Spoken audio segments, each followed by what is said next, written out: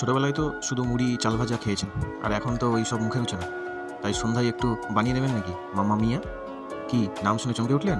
আরে pasta pasta. প্রথমে বিদেশি লঙ্কা মানে ক্যাপসিকাম, টমেটো, কাঁচা লঙ্কা, পেঁয়াজ কেটে রেডি করে নিন। একটা বাটিতে এক দুটো ডিম ফাটিয়ে অমলেটের জন্য রেডি করুন।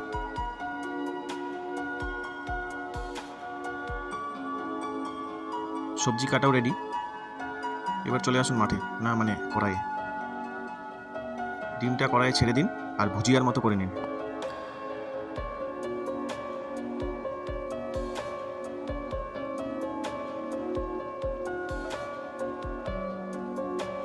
ভুজিয়া হয়ে গেলে একটি পাত্রে তুলে নিন। আবার কড়াইয়ে তেল দিন, কেটে রাখা পেঁয়াজগুলো হালকা লাল করে ভেজে নিন।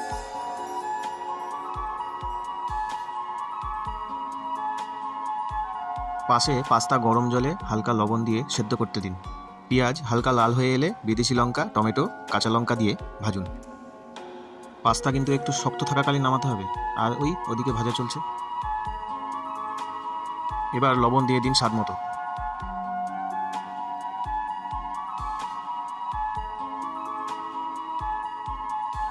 মাঝে মাঝে পাস্তাটা নেড়ে দেবেন হালকা করে। হালকা লঙ্কার গুঁড়ো অ্যাড করুন।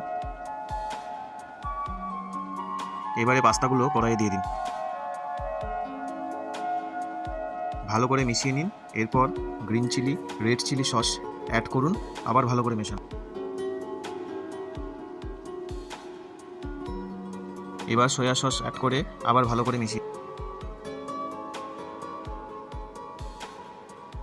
ভেজে রাখা ডিম ভুজিয়া অ্যাড করুন।